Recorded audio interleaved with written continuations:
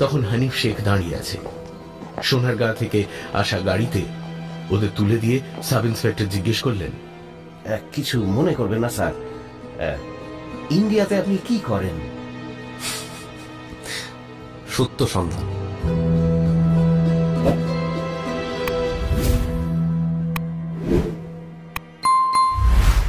রাত 9টার কিছু পরে ফয়জুর রহমান ঢাকা ক্লাবে এলেন, যেখানে অর্জুনের থাকার ব্যবস্থা হয়েছে। মিনিট 10 আগে অর্জুনও ফিরেছে। তাকে রিসেপশনে পৌঁছে দিয়ে জোনাকি গাড়ি নিয়ে নিজের বাড়ি চলে গিয়েছেন। তখনই ফয়জুর রহমান জানিয়েছিলেন তিনি ঢাকা ক্লাবে দেখা করতে এসেছেন। বেশ বড় ঘর, সুন্দর বিছানা, ব্যালকনিও আছে। ফয়জুর রহমান ঘরে ঢুকেই জিজ্ঞেস করলেন, ফিরে এসে ফ্রেশ হয়েছেন তো? হ্যাঁ হ্যাঁ, বসুন। আচ্ছা। ফয়জুর রহমান চেয়ারে বসলেন। অর্জুন তাকে সমস্ত ঘটনা খুলে বলল। সব শুনে তিনি বললেন, আমার খুবই খারাপ লাগতেছে। যদি কিছু হয়ে যেত। আপনারে কিন্তু আমি যাইতে নিষেধ করছিলাম। দিনের বেলায় তেমন কিছু ঘটে না, কিন্তু সন্ধ্যের অন্ধকার নামলে কি হবে কেউ তো বলতে পারে না। এতদিন যা হতো তা বাসার কম্পাউন্ডের মধ্যেই হতো। চায়ের দোকানটা বাসা থেকে বেশ কিছুটা দূরে। ওখানে কেন ঘটলো তা তো বুঝতে পারতেছি না। তার মানে আপনি বলতে চাইছেন যে আজ দুর্ঘটনা ঘটাবার চেষ্টা করেছে সেই এতকাল বাড়ির ভেতরে রহস্যজনক কাজকর্ম করত? রহস্যজনক বললে একটু কম বলা হবে। এবার আমাকে সমস্ত ব্যাপারটা খুলে বলুন। আপনার বাড়ি আমি বাইরে থেকে দেখে এসেছি, যদি ওটাকে বাড়ি না বলে প্রাসাদ বলাই ভালো। শুনলাম আপনি ওখানে রাত্রিবাস করেন, দিনের আলোয় যান এবং ফিরে আসেন, তাও মাঝে মাঝে। সন্ধে হয়ে গেলে ওই বাড়ির কোথাও আলো জ্বলতে দেখলাম না, অথচ ওই বাড়িতে আপনার পূর্বপুরুষরা থাকতেন। নিশ্চয়ই আপনার বাল্যকাল ওখানে কেটেছে। এমন কি ওখানে ঘটেছে যে আপনি ওখানকার বাস তুলে দিয়েছেন? অর্জুন ভাই, আমার দাদা চানরা মানে ঠাকুরদারা ছিলেন দুই ভাই। তখন বিশাল জমিদারি ছিল। বড় ভাই হলেন আমার আব্বার আব্বা। ছোট ভাই বিয়ের 1 বছর পর মেঘনায় সাঁতার কাটতে গিয়ে ডুবে যান, কিন্তু তার শরীর খুঁজে পাওয়া যায় না। তখন তার স্ত্রী প্রেগনেন্ট ছিলেন। সেই সন্তানকে আমার ঠাকুরদা নিজের ছেলের মতো মানুষ করেন। আমার বাবাকে জমিদারি দেখার জন্য নিজের কাছে রেখে ভাইয়ের ছেলেকে কলকাতায় পাঠান পড়াশোনার জন্য। কিন্তু সেখানে তিনি অসৎ সংসর্গে পড়ে যান। সবসময় তার টাকার দরকার হতো। মৃত ভাইয়ের ছেলে বলে তার দাবি মেনে নিতেন আমার ঠাকুরদা। 23 বছর বয়সে তিনি একজন মহিলাকে নিয়ে ফিরে এসে জানালেন তিনি বিয়ে করছেন। ওই মহিলা নাকি তার স্ত্রী। ঠাকুরদা প্রথমবার প্রতিবাদ করলেন, বাসা থেকে চলে যেতে বললেন, কিন্তু তারা থেকে ওদের একটি ছেলে হল।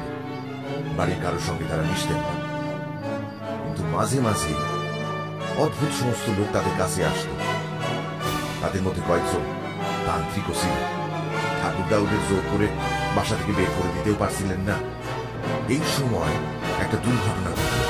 ঢাকা থেকে গাড়ি চালায় ফিরছিলেন সেই কাকা, সঙ্গে তার স্ত্রী ও ছেলে। সোনারগাঁ পেরিয়ে গিয়ে গাড়ি অ্যাক্সিডেন্ট করে। পোস্টমর্টম করে পুলিশ জানায় কাকা ড্রিঙ্কস করে গাড়ি চালাইতেছিলেন। সঙ্গে সঙ্গেই কাকার মৃত্যু হয়। কাকিমারে হাসপাতালে নিয়ে যাওয়া হলে মৃত বলে ঘোষণা করা হয়, কিন্তু আশ্চর্যের ব্যাপার অর্জুন ভাই, ছেলেটির তেমন কোনো ক্ষতি হয় নাই। ওই ছেলেটি আপনার ভাই? জি, কিন্তু সে হাসপাতাল থেকে চুরি হয়ে যায়। সে কি? হাতে পায়ে কেটে গিয়েছিল বলে তাকে মায়ের সাথে হাসপাতালে নিয়ে যাওয়া হয়েছিল। ডাক্তার ভালো করে পরীক্ষা করার জন্য ভর্তি করে নিয়েছিলেন। পরের দিন থেকে তাকে হাসপাতালে পাওয়া যায় না। থানা পুলিশ করা হয়, কাগজেও অনেক লেখালেখি হয়েছে। সেই সময় কে ওরে চুরি করছে সেটা রহস্যই থেকে গেল। আমার তখন বছর 8 বয়স। সেই ছেলে 2 বছরের ছোট। তারপর আমার ঠাকুরদা ইন্তেকাল করলেন। আমার বাবা আর জমিদারি দেখতে সক্ষম না হওয়ায় সব বিক্রি করে দেন। আমি ঢাকায় গিয়ে ব্যবসা শুরু করলাম। বাবা থেকে গেলেন দেশের বাসায়। বছর 10 আগে একদিন সন্ধ্যাবেলায় বাবাকে বাসার ছাদে মৃত অবস্থায় পড়ে থাকতে দেখা যায়। বিকেলে ছাদে পায়চারি করা তার অভ্যাস ছিল, সন্ধ্যের আগেই নেমে আসতেন। কিন্তু সেদিন কেন সন্ধ্যার পরেও ছাদে ছিলেন সেটা জানি না। পুলিশ মৃত্যুর কারণ খুঁজে পায় নাই। অজ্ঞাত কারণে মৃত্যু হয়েছিল বলে তারা পোস্টমর্টম করিয়েছিল, কিন্তু তাতে বলা হয়েছিল শ্বাসরুদ্ধ হওয়ায় মারা গিয়েছিলেন বাবা। বাবার এন্তেকালের ঠিক 20 দিন পরেই ফোনটা এলো। পরিচয় না দিয়ে আমায় বলা হলো ওই বাসায় যেন আমি না যাই, গেলে সর্বনাশ হইয়া যায়। আমার সন্দেহ হলো এই ফোন কে দিতে পারে। ভাবতে ভাবতে সেই 6 বছর বয়সে হারিয়ে যাওয়া ভাইয়ের কথা মনে হলো। আমি ঢাকার এক গোয়েন্দা সংস্থাকে দায়িত্ব দিলাম তাই খুঁজে বার করতে। বহু বছর আগে সে যখন হাসপাতাল থেকে উধাও হয়ে গিয়েছিল, তখন সেখানে যে সমস্ত পেশেন্ট ছিল তাদের রেকর্ড খুঁজে বের করা সম্ভব হল না। কিন্তু ওই হাসপাতালে তখন কাজ করত এমন একজন আয়ার খোঁজ পেলেন গোয়েন্দা। সে এখন বেশ বৃদ্ধা, একাই থাকে। তার কিছু টাকা দিয়ে অনেক চেষ্টা করে কথা বার করলেন না। ছেলেটির স্মৃতি দুর্ঘটনার কারণে লোপ পেয়ে গিয়েছিল, সবার নজর এড়ায়। তারা হাসপাতাল চত্বরে ঘোরাফেরা করতে দেখে ওই আয়ার পরিচিত এক আয়া বাসায় নিয়ে যায়, কারণ তার সন্তান ছিল না। তল্লাশি আরম্ভ হওয়ায় সেই আয়ার অনুরোধে এই আয়া মুখ খুলে নেয়। বৃদ্ধা তার ঠিকানা জানায় দিলে গোয়েন্দারা সেখানে গিয়ে দেখে যেখানে বস্তি ছিল সেখানে এখন হাউজিং এস্টেট তৈরি হয়ে গেছে। সেই আয়া ক্ষতিপূরণের টাকা এবং ছেলেকে নিয়ে ইন্ডিয়ার অসমে চলে গেছে। আচ্ছা, মহিলা হঠাৎ ভারতে চলে গেলেন কেন তা জানা গেছে? জি, যে বৃদ্ধা আয়া খবরটা দিয়েছিল সে বলেছে ওই আয়া হিন্দু ছিল। ইন্ডিয়ার গৌহাটির কাছে কামাখ্যা নামে একটা জায়গা আছে যেখানকার মন্দির হিন্দুদের কাছে খুবই বিখ্যাত। সেখানে ওই আয়ার বোন থাকত, তার কাছেই চলে গেছে ওরা। আর খুঁজে পাননি? জি, খোঁজ করছিলাম, লোক পাঠাইছিলাম সেখানে। জায়গাটা বড় নয়।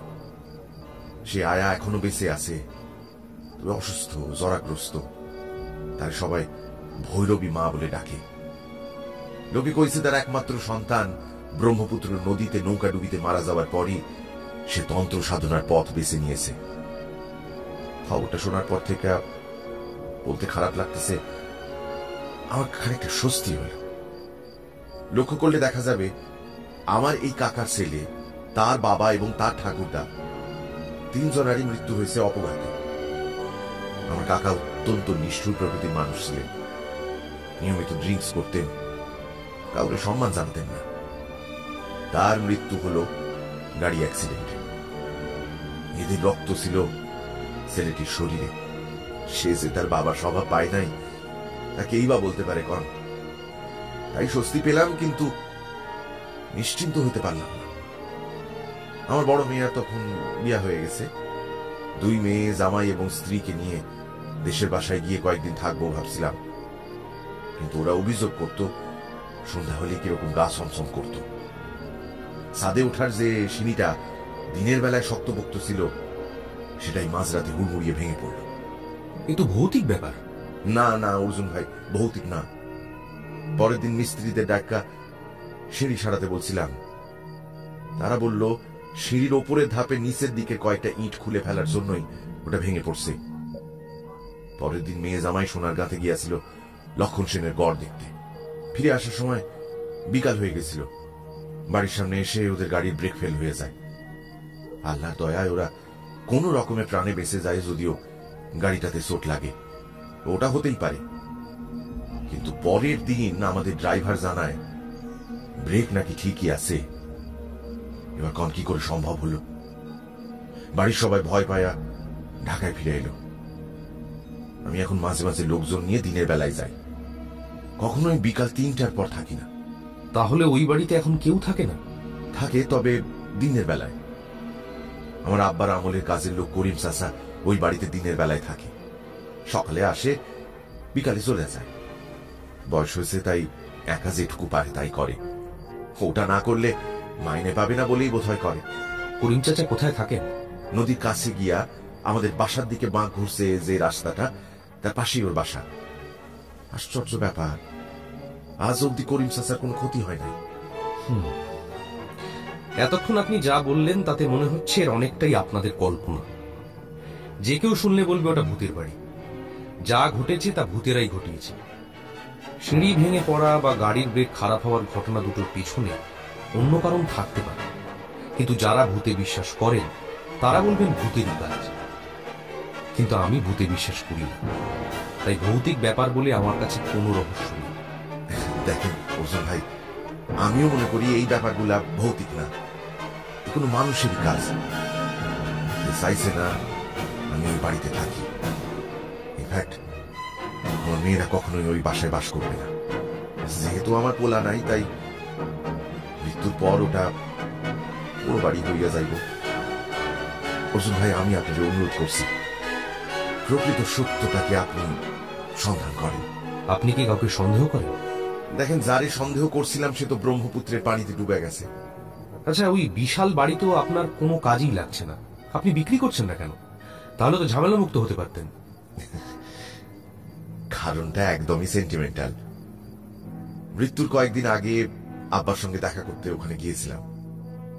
বাসার বাগানে দাঁড়ায় বাবা বললেন, তোমার ব্যবসা ভালো চলতেছে, টাকা পয়সা হয়েছে, খুবই ভালো কথা, কিন্তু সেসব হয়েছে এই বাসার জন্য।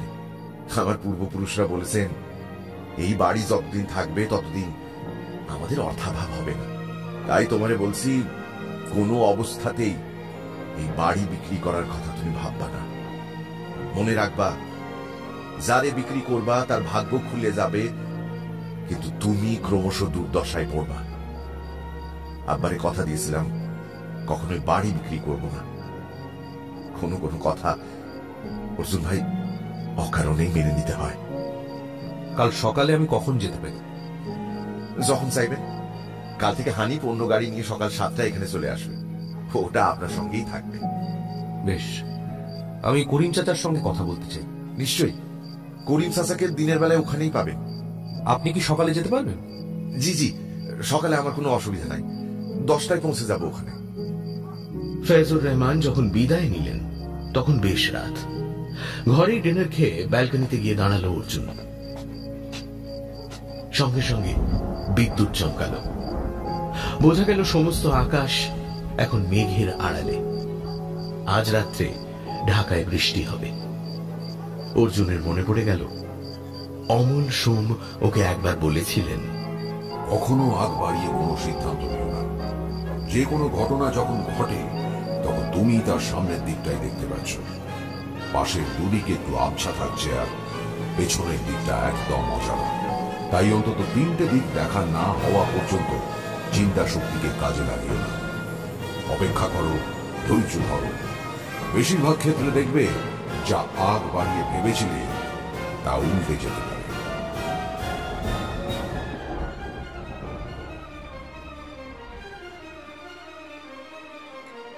সকালে তৈরি হয়ে ঢাকা ক্লাবের রেস্টুরেন্টে বসে ব্রেকফাস্ট করতে করতে অর্জুন কেসটা নিয়ে ভাবছিল। একটা সিঁড়ি ভেঙেছে, গাড়ির ব্রেক সাময়িকভাবে ফেল করেছিল, একজন ছাদে বেড়াতে গিয়ে হৃদরোগে আক্রান্ত হয়ে মারা গিয়েছে। এখনো পর্যন্ত এই 3টে খবর পাওয়া গিয়েছে। ফয়জুর রহমান সন্দেহ করছেন এর পিছনে কোনো মানুষের হাত আছে, কিন্তু তিনি কাউকে সন্দেহ করতে পারছেন না। আবার তার মনে হচ্ছে না এসব ভৌতিক ব্যাপার। কোনো মানুষের যদি ভূমিকা থেকে থাকে তাহলে তাকে ওই বাড়ির ভিতর থাকতে হবে অথবা যাতায়াত করতে হবে। এরকম কাউকে কেউ দেখে। অর্জুন সিদ্ধান্ত নিল ও খোলা মনেই ওখানে যাবে।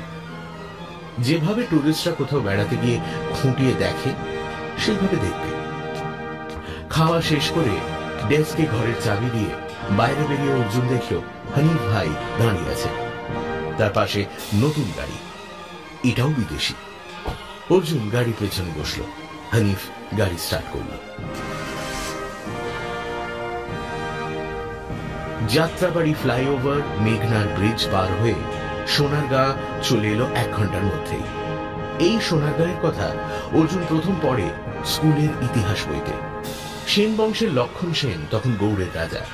খবর পেলেন বিদেশি শত্রু ঘোড়ায় চড়ে গৌড় আক্রমণ করতে আসছে।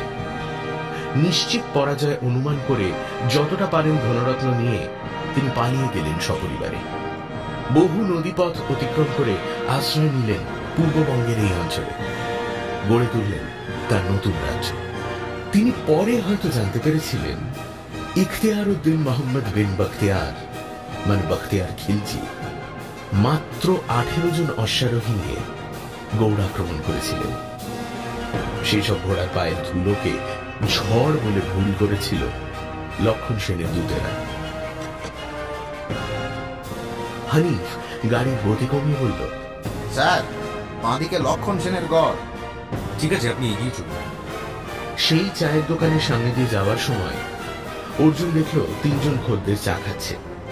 গত সন্ধ্যের ঘটনার কোনো ছাপ এখন থাকতে পারে না, নেই। নদীর কাছে এসে গাড়ি ফেজুর রহমানের বাড়ির দিকে চলল। কিছুটা যাওয়ার পর অর্জুন বলল, হানিফ ভাই, একটু দাঁড়ান। গাড়ি থামলে অর্জুন নেমে পড়ল। আপনি এখানেই অপেক্ষা করুন। কেউ জিজ্ঞাসা করলে বলবেন গাড়ির ইঞ্জিন গরম হয়ে গেছে বলে অপেক্ষা করছি। এখানে 1 ঘন্টা অপেক্ষা করে সাহেবের বাড়িতে চলে যাবেন। স্যার, আপনি সিঙ্গা যাইতে পারবেন তো? হ্যাঁ হ্যাঁ, সোজা গেলেই তোর প্রাসাদ। এই বলে অর্জুন হাঁটতে শুরু করল। মেঘনার গায়ে বাঁধ শুরু হয়ে গিয়েছে। অনেক দিনের পুরনো বাঁধ, তাই এখন ওর উচ্চতা কমে গিয়েছে। ডান দিকে জঙ্গলে গাছ, 2-3টে ছোট বাড়ি। ওপাশের জঙ্গলের ফাঁক দিয়ে দূরে গ্রাম দেখা যাচ্ছে। অর্জুন দেখল একজন লোক গেঞ্জি আর লুঙ্গি পরে হনহনিয়ে আসছে। তার হাতে কিছু একটা দড়ির মতো জিনিস নড়ছে। কাছাকাছি আসতেই সে অবাক হয়ে দেখল ওটা দড়ি নয়, সাপ। লোকটার মুঠোয় সাপের মাথা। মুখোমুখি হতেই হাত তুলে লোকটাকে দাঁড় করিয়ে অর্জুন জিজ্ঞেস করল, আপনি সাপটাকে নিয়ে কোথায় চললেন? এজেন্টের কাছে। মানে? বিষধর সাপ জ্যান্ত ধইরা দিলে নগদ 200 টাকা দাম দিবে এজেন্ট। ঢাকা থেকে আসছে, আদমারাও চলবে না। এইটারে বলে কালকে উঠে 100 বলেই কবরে যাইতে হইব। সকালে ওটারে দেখা মাথায় লাঠি চাপা দিয়া ধইরা ফেলছি। এখন মুঠো খুললেই বেটা সবল মারবো আমারে। এজেন্টের কাছে যন্ত্র আছে, ও মুইটা থেকে খুইলা নেবে। আচ্ছা, এদিকে অনেক বিষধর সাপ আছে। এখন সব গিয়া বাসা বাঁধছে জমিদারের বাসায়। মাঝে মাঝে এটার মতো কেউ ব্যাং ইঁদুর খাইতে বাইর হইয়া আসে। সলি বাবু মুঠা টন টন করতে আসে। এই বলে লোকটা দৌড়ল। অর্জুন ভাবতে লাগলো, বিষধর সাপ 200 টাকায় কিনছে কোনো কোম্পানির এজেন্ট।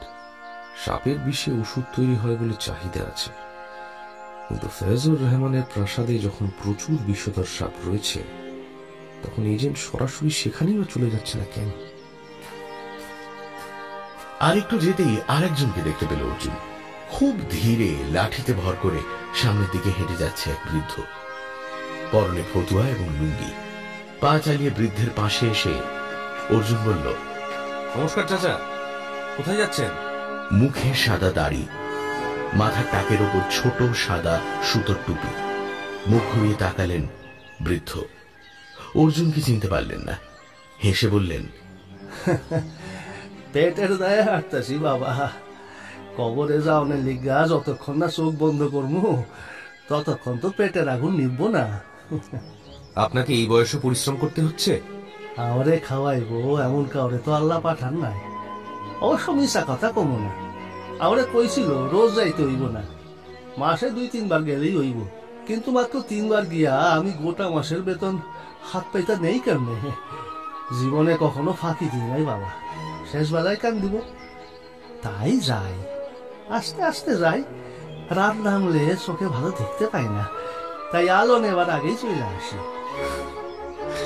তাহলে আপনি করিম চাচা? আপনার পরিচয়? আমি অর্জুন, ভারতের কলকাতায় থাকি। গতকাল এসেছি।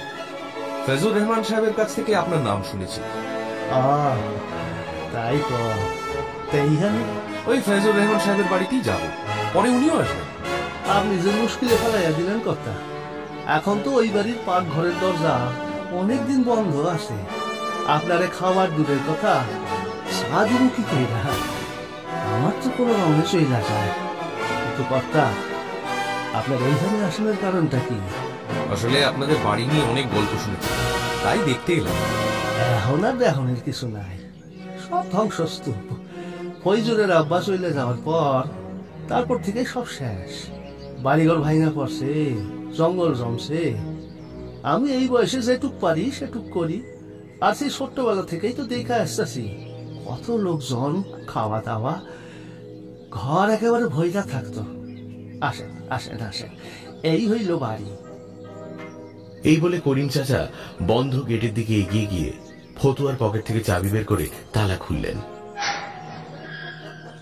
তবু ভাগ্য বাড়িটা এখনো পয়সা আসে। অন্য কোনো বাড়ি হইলে একদিনে কয়েকটা ভাঙা ইট পইরা থাকতো। যে যেমন পারতো জানলা দরজা গোটা ইট খুইলা নিয়ে চইলা যাইতো। আপনি আছেন বলে সাহস পায় না? আমি তো তাহি দিনের বেলায়, ওসব নেওয়ানোর সময় তো রাইত বাড়লে। কিন্তু ওই যে খবরটা মুখোমুখি রইতে গেছে, এই বাড়ি রাত বাড়লেই ভূতের বাড়ি। এখনো তো মানুষ ভূতের ভয় পায়, সেই ভয়ে ধারে কাছে আসে না। অর্জুন চারিদিকে তাকিয়ে বুঝতে পারল এককালে এখানে সুন্দর বাগান ছিল, এখন জঙ্গলে ভরে গিয়েছে।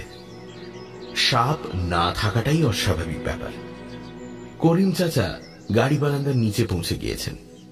অর্জুন কাছে যেতে বললেন, ওই ওই যে নলকূপটা দেখতেছেন, ওটা তৈরি করেন ফয়জুরের আব্বা। খুব মিঠা পানি, এখন ওইখানে পানি পাওয়া যায়। আমি এই দরজার সামনে বারান্দায় শুইয়া থাকি, বসে থাকি, নামাজ পড়ি, আল্লাহরে ডাকি। বাড়ির ভিতর যাই মাসে 2 বার। ছাদে উঠতে পারি না। আপনার নামটা কি জান বললেন? অর্জুন। আজকাল বাড়ির ভিতরে গেলে খুব কটু গন্ধ নাকে লাগে। কথাটা আমি ফয়জুরে কইছিলাম, সে কইল ভিতরে যাওয়ার দরকার নাই। কটু গন্ধ কিসের হতে পারে? অ্যাসিডের?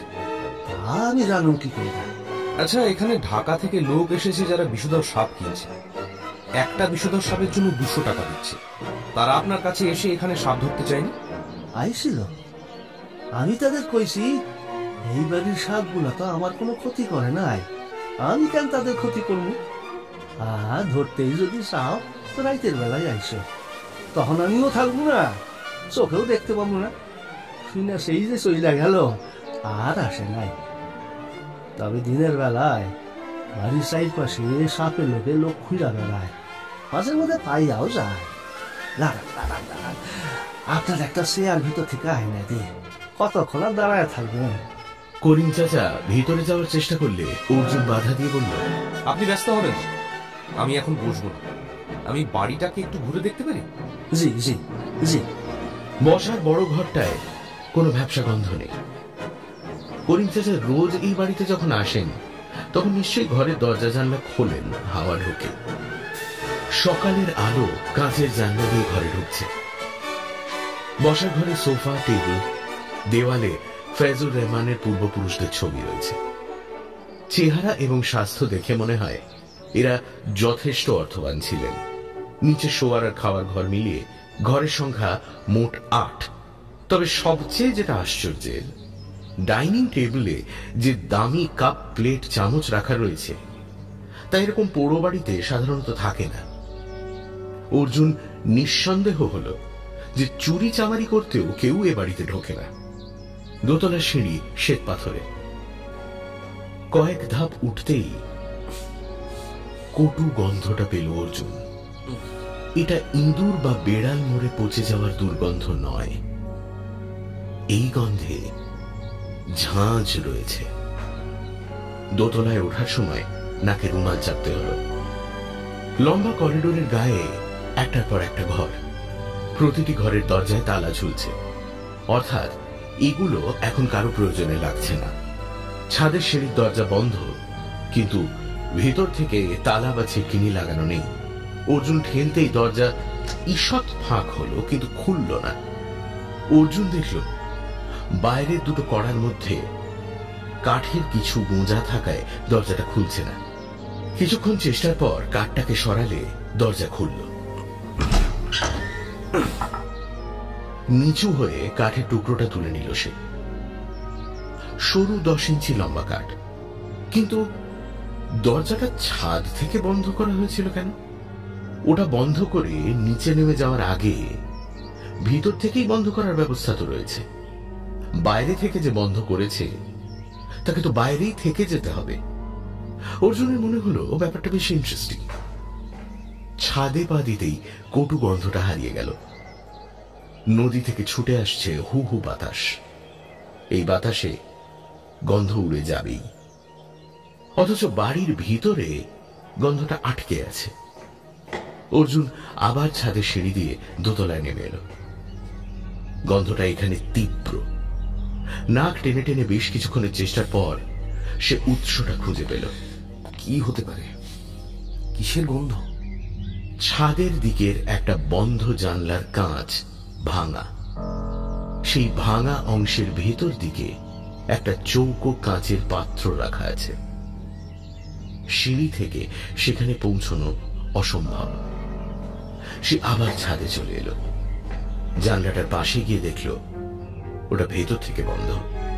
ভাঙা অংশের ফাঁক দিয়ে পাত্রটাকে দেখা যাচ্ছে। ওটাকে যে ছাদ থেকে ওখানে ঢুকিয়ে রাখা হয়েছে তাতে কোনো সন্দেহ নেই। সন্তর্পণে ওই পাত্র বাইরে বের করে আনলো অর্জুন। খুব কড়া কোনো অ্যাসিড রয়েছে মনে হয় ওর মধ্যে। অর্জুন দেখল কার্বলিক অ্যাসিডের চেয়েও কড়া অ্যাসিড। কিন্তু এটাকে কে রাখলো? যে রেখেছিল সে নিশ্চয়ই জানলার কাজ ভেঙে রেখেছিল, কিন্তু কেন রেখেছিল? উত্তরটা একটু পরেই পেয়ে গেল অর্জুন। বিরাট ছাদের চারপাশে হাঁটতে হাঁটতে সে কার্নিশের কাছে এলো। নিচে জঙ্গুলে বাগান, পাঁচিল, পাঁচিলের পর উঁচু বাঁধ পেরিয়ে মেঘনা নদী। চমৎকার দৃশ্য। সে অন্য পাশে আসতেই ঝাঁকড়া গাছটাকে দেখতে পেল। একটা ডাল প্রায় ছাদের কাছাকাছি চলে এসেছে। সেখানে কিছু একটা নড়ে উঠতেই চমকে গেল অর্জুন। একটা কালো সাপ গাছের ডালে আরাম করে বসে আছে। লম্বায় 4 ফুটের কম হবে না। মাঝে মাঝেই সাপটা জিভ বেরিয়ে আসছে। ছাদে মানুষ দেখতে পেয়ে সে নজর আর সরাচ্ছে না। ওই সাপ দরকার হলে লাফিয়ে ছাদে আসতেই পারে। এখানে সাপ আছে তা বলে গিয়েছিল সাপ বিক্রি করতে যাওয়া লোকটা। করিম চাচাও তা সমর্থন করেছেন। ওই সাপ যাতে ছাদে আসতে না পারে, বাড়ির ভিতরে ঢুকতে না পারে, তাই অ্যাসিডের ব্যবস্থা করা হয়েছে। ওই কটু গন্ধ থেকে সাপ নিজেকে দূরে রাখবে। অর্জুন ভালো করে তাকালো। ওই গাছে আর সাপ দেখতে পেল না। কাঠের টুকরোটা উঁচিয়ে হ্যাট হ্যাট করে সে সাপটাকে তাড়াবার চেষ্টা করল, কিন্তু সে সাপটা তাকে পাত্তাই দিল না। তারপর নিজের শরীরটাকে পাতার আড়ালে নিয়ে গেল। অর্জুন স্থির হয়ে দাঁড়িয়ে সাপটাকে দেখে যাচ্ছিল আর ভাবছিল, ওই অ্যাসিড ফয়জুর রহমান রাখেননি। রাখলে জানলার কাজ ভাঙতেন না, দরজাটাকে ভিতর থেকে বন্ধ করতেন। করিম চাচার শরীরের যে অবস্থা তাতে তার পক্ষে ছাদে সেই কাজ করা সম্ভব নয়। উল্টে তিনি নিজেই কটুগন্ধের কথা বলেছেন। তাহলে কি বাড়িতে অন্য লোক আসে? কিন্তু সে নিশ্চয়ই সিঁড়ি দিয়ে ছাদে ওঠে না, উঠলে ছাদ থেকে দরজা বন্ধ করত না। তাহলে সে বাইরে থেকে এসে ছাদের দরজা খুলে নিচে নামে। এখন প্রশ্ন হলো, বাইরে থেকে সে ছাদে উঠে কি করে? অর্জুন আবার ছাদের কার্নিশগুলো ঘুরে দেখল। নিচ থেকে উপরে ওঠার কোনো ব্যবস্থাই নেই, বরং উঠতে গেলে কার্নিশটা বাধা হয়ে দাঁড়াবে। হঠাৎ পাখির চিৎকার কানে এলো। চিৎকারটা থেমে গেল তৎক্ষণাৎ। অর্জুন ঘাড় ঘুরিয়ে গাছটার দিকে তাকাতেই দেখল সেই সাপটা ধীরে ধীরে পুরো পাখিটাকে গিলে ফেলল। ওর গলা থেকে পেট পর্যন্ত অংশটা ফুলে ফুলে উঠল। তারপর মুখ ঘুরিয়ে সরসর করে গাছ থেকে নিচে নেমে জঙ্গলে হারিয়ে গেল।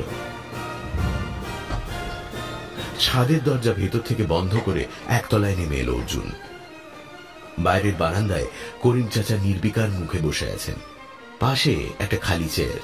তাকে দেখে বললেন, বসেন বসেন। দেখলেন?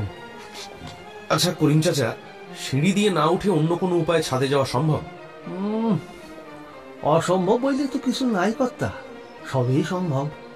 আপনি কাউকে অন্যভাবে ছাদে উঠতে দেখেছেন? হ্যাঁ, অনেক বছর আগে। তখন বাড়ি আসিল জমজমাট। আমি রাইতে এইখানেই থাকতাম। এক বর্ষার রাতে চোর ঢুকছিল। তখন বাগানঘাট পরিষ্কারই আসিল। বাড়ি সকলে ঘুমাইতেছিল, আমিও। হঠাৎ চিৎকার আর কান্না কানে আসতেই ঘুম ভাঙা গেল। আলো জ্বালতেই দেখলাম একটা লোক ওই পাশের গাছের উপর উঠা ভয়ে সাপ সাপ বইলা চাচায় যাইতেছে।